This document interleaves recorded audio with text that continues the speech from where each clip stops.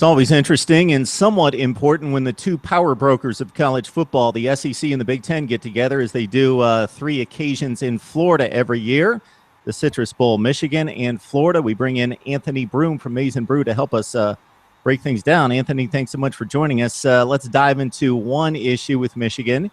And you would expect with a talent like Jabril Peppers that Jim Harbaugh and staff had all sorts of things cooked up about what they could do with him being able to strategize and plan for 4 weeks, but not necessarily the case. They won't tell us anything, us being the media, but it doesn't look like he's going to play. The rumor's been that he hurt his wrist or his hand, some sort of bone break. Like I said, they haven't really said anything, but his hand was spotted in a cast a few weeks ago. Doesn't look like he's going to play on Friday, and like you said, that takes a lot of what Michigan likes to do with him out of the book, with returning kicks, getting reps on offense, playing in the secondary. So if he doesn't play, I mean, that's still think Michigan would still have a pretty good chance to win, but that's be a little bit more difficult without one of their best players. Hey, Anthony, before we dive into the matchups, Michigan, Florida, even if they're down, and right now they're kind of down but on their way back, both are probably in that kind of same position of getting back to the elite of college football. That still intrigues me just based on the name brand. And again, when I mentioned the Big Ten and the SEC, there's a bit of a rivalry there, and the Big Ten getting back into play where they can actually make a claim as being the top conference. I find it very intriguing. Your thoughts about the importance of these bowl games and specifically this one? Well, I mean, they are important, especially for two teams like Michigan and Florida, two college football powers that are still in the process of getting back to where their respective fan bases expect them to be. Two first-year head coaches in Jim Harbaugh and Jim McElwain both had maybe a little bit better than expected year ones. Everyone says the SEC is the best conference in college football, and the Big Ten had an argument for that this year. But when you get to this time of the year, you get to see those type of things play out on the field. So we'll see what happens with that come Friday afternoon. Yeah, it's just kind of my thought that when these games are matched up in the non-conference regular season, you don't know what you're going to get in regards to seeding because they're scheduled years in advance, and they might be really good matchups like Alabama-Wisconsin. But what is Wisconsin? Maybe the 6th best team in the Big Ten against maybe the best team in the country, certainly the best in the SEC. But here you got like-seeded matchups, and we've got 4 of them between the Big Ten and the SEC. So I find it pretty intriguing. Looking at this offense, Anthony, it was very run-reliant early on. Devion Smith, just a kid that runs about as hard as anybody in the country. But it seemed to be an offense that Jake Rudock took over about halfway through the season, and they really needed him to in a number of games, specifically against Indiana, to deliver, and he basically did. Yeah, it was really interesting to see how Rudock developed as the year went on.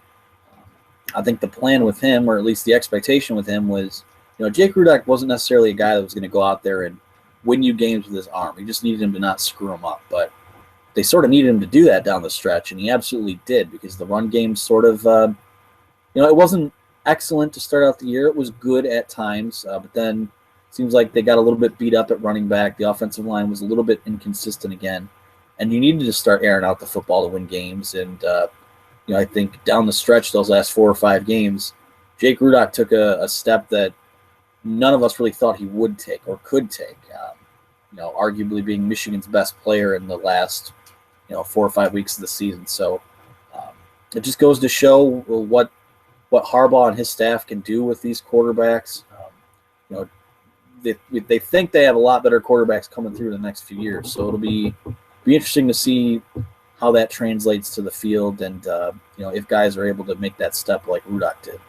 I know it's difficult, Anthony, to get information, but Rudock took a pretty good hit late in the Ohio State game. Any concerns about him?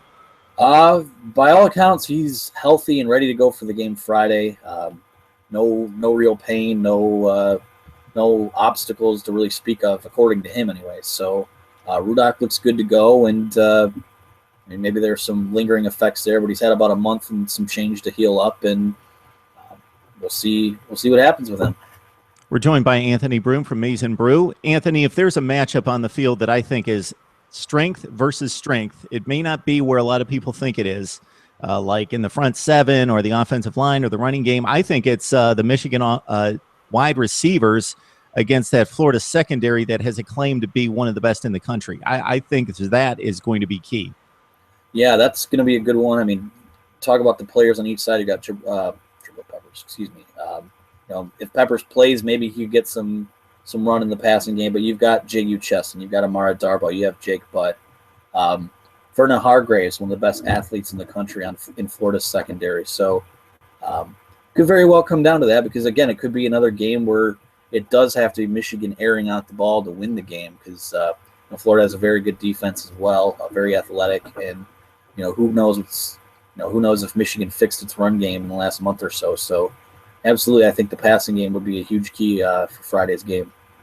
So I'm sure Michigan fans have really caught up on the Florida narrative in the last few weeks, but basically they had a competent quarterback in Will Grier who was really developing as a freshman. He got suspended. Treon Harris, despite having playing time from last year, steps in, and he's basically a runner who can throw the football in the backyard, but he's just not an efficient quarterback, and the offense was really crippled with him. The Michigan defense, I'm really intrigued to get your thoughts because, man, this looked to be a lockdown defense. Of course, everybody latches onto the 3 consecutive shutouts, really dominating play, still finished very high in the national rankings. But late in the season, Jordan Howard had a heyday with Indiana in scoring 41 points, and he had like 235 rushing. We saw what Zeke Elliott and Ohio State did in the finale. Kelvin Taylor shows up. He's going to the NFL. Florida hobbled on offense because of the passing game and the quarterback situation, but they do slam it ahead with some capable runners and have some playmakers on the outside. So Michigan not necessarily playing its best defense down the stretch. Yeah, they're a little bit banged up, especially on the defensive line. Ohio State definitely watched the Indiana film with the Hoosiers running tempo, running the option. I think Florida has the ability to do that. So if they're able to speed things up on Michigan and get those guys up front a little tired out, we may see – I don't think Florida's capable of putting up the yards and points that Indiana and Ohio State are, but you could see the game get a little more interesting, with two teams that have good defenses, that have, capable but not great offenses, and, something like that could be a key in this game. So that's definitely something I'll be watching for.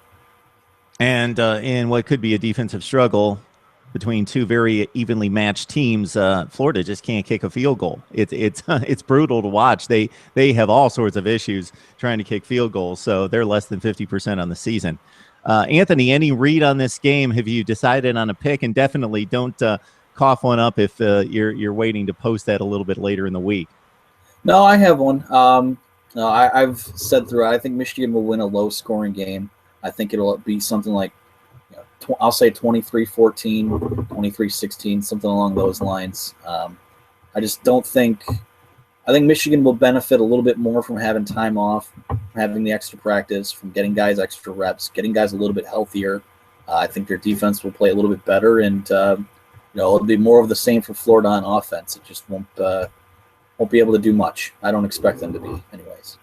Big Ten fans, get your DVRs set. It's another situation this year on New Year's Day where you've got Michigan, Ohio State, and Northwestern all playing at the same time against very quality opponents. So big day for the Big Ten on New Year's Day, and, of course, the Michigan Wolverines. Anthony Broome joining us from Maize n Brew. Anthony, it's always a good time. Thanks so much for joining us. Of course, anytime.